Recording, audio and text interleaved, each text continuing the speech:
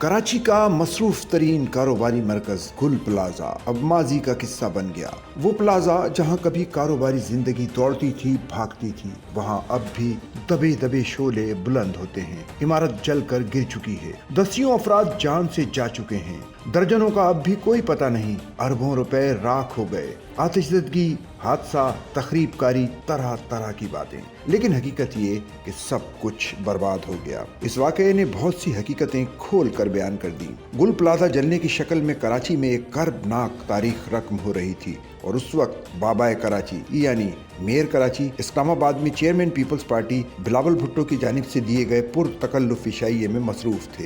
सिर्फ मेयर कराची ही नहीं, सिंध हुकूमत के तमाम वुज़रा इस इशाइये में शरीक थे। फायर फाइटर समेत दर्जनों अफराद आग के शोलों में जल रहे थे। अरबों का सामान मलिया मेट हो रहा था, लेकिन कोई मुंतखब नुमाइंदा 24 घंटे तक जाए हादसा पर नहीं पहुंचा।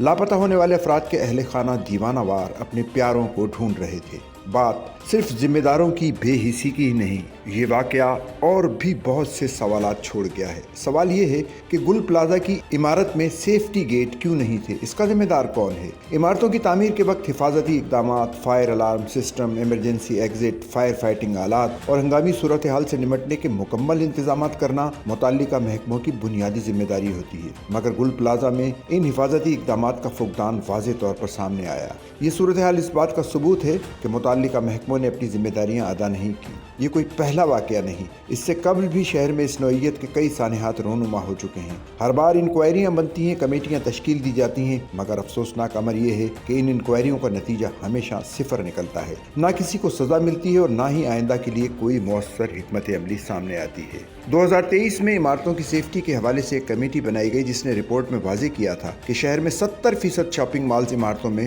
हंगामी सूरत हाल से निमटने के लिए सेफ्टी सिस्टम नहीं। ताहम वो इंक्वायरी कागजों तक ही रही। दूसरी जानिब ताजिरों की जानिब से फायर ब्रिगेड की ताखीर का गिला किया जाता रहा। मेयर कराची समेत सिंध के तमाम वुज़रा जो इस्लामाबाद में बिलावल भुट्टो जरदारी के सिंध के तरक्याती कामों के हवाले से बुलाई गई तकरीब में मौजूद थे, दूसरे रोज इतवार को पहुंचे। इससे कबल गवर्नर सिंध कामरान टेसूरी ने जाए वकुआ का दौरा किया। ताहम दूसरे रोज पीपल्स पार्टी के वुज़रा समेत मेयर कराची की आमद पर शहरियों की जानिब से शदीद गम और गुस्से के इजहार का सामना करना पड़ा। लेकिन एक सवाल ये भी है कि ताजिर बरादरी या ताजिर रहनुमाओं ने अपनी जिम्मेदारियां पूरी की? रियासत को टैक्स देकर एहसान जताने वाले ताजिर वजीर आजम से एक और मुलाकात करेंगे और उन्हें इस तबाही के बारे में बताएंगे, लेकिन क्या ये ताजिर वजीर आजम को ये बताना पसंद करेंगे कि गुल प्लाजा के बेसमेंट में कार पार्किंग की जगह दुकानें क्यों बनाई गई थी? क्या ये ताजिर रहनुमा वजीर आजम को ये बताएंगे कि प्लाजा की दुकानों को तकसीम दर तकसीम करके उनकी तादाद 1200 तक पहुंचाई गई? क्या ये ताजिर रहनुमा वजीर आजम पाकिस्तान को ये बात गोश गुजार करेंगे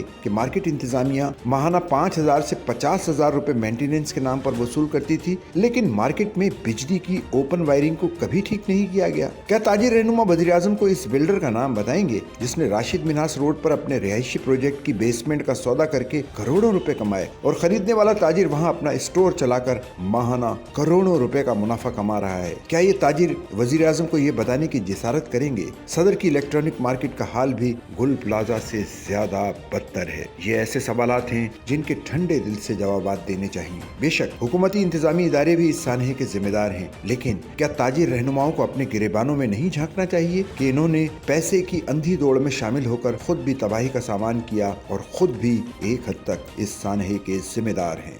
सच्चल न्यूज़ नेटवर्क की वीडियोस में खुश आमदेद। नाजरीन, वीडियो से मुतालिक अपनी कीमती राय का इजहार कमेंट बॉक्स में ज़रूर करें और चैनल को सब्सक्राइब करें।